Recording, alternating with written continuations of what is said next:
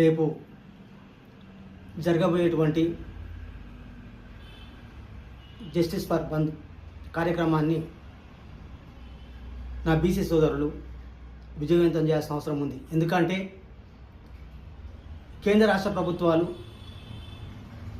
ఇవి అగ్రవర్ణ రాజకీయ పార్టీలు మరి ఇవాళ న్యాయస్థానాలు తీర్పించేటువంటి న్యాయమూర్తులు కూడా ఇవాళ హైకోర్టు కానివ్వండి, సుప్రీంకోర్టు కానివ్వండి, వాళ్ళందరూ కూడా అణగారిన వర్గాలకు ఒక కుట్రతోనిచ్చేటువంటి ఒక కుట్రపూరితమైనటువంటి ఆలోచన విధానం.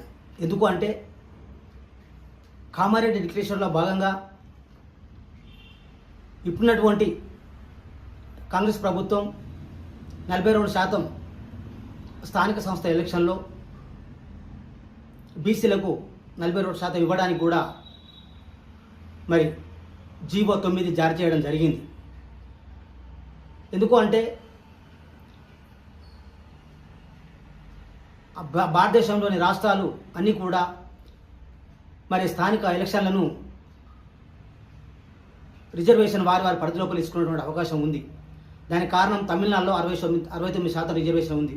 అట్లాగే కేరళలో కానివ్వండి, కర్ణాటకలో కానివ్వండి, దక్షిణాది రాష్ట్రాల్లో కూడా రిజర్వేషను 50% కంటే మించే ఉంది. మరి సుప్రీంకోర్టు 50% సీలింగ్ దాటద్దని చెప్పి కూడా స్టేట్మెంట్ ఇవ్వడం జరిగింది.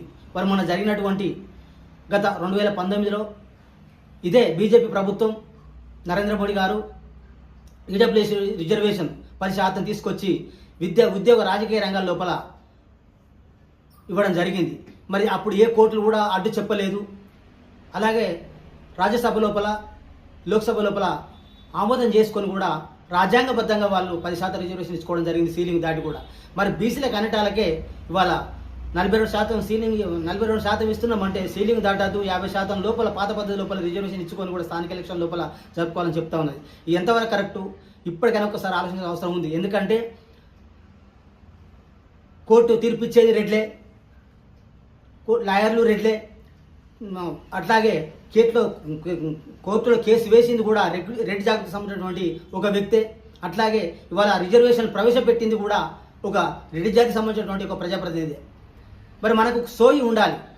ఎందుకు అంటే మనకి ఎన్ని విధాల ఏ రకంగా మనల్ని ఇబ్బంది పెడుతున్నారో ఈ యొక్క అగ్రవర్ణ పార్టీలు అనేది ఒకసారి ఆలోచించాల్సిన అవసరం. ఎందుకు అంటే వాళ్ళ బీసీలకు మరి ఓట్లు మనై 60% ఉన్న బీసీలు మన ఓట్లు మనం వేసుకునేటువంటి పరిస్థితి మనకు ఉంది.